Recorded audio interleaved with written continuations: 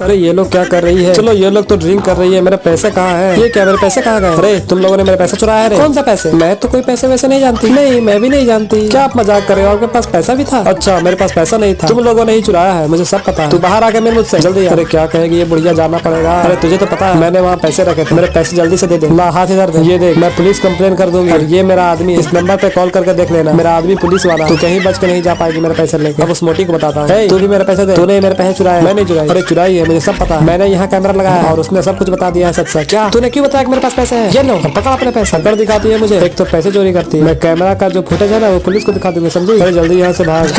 ये लोग तो चली गए। अरे वाह, आज तो मेरे पास पैसे ही पैसे हो गए। ये नए जूते भी मिल गए। सब्सक्राइब करो।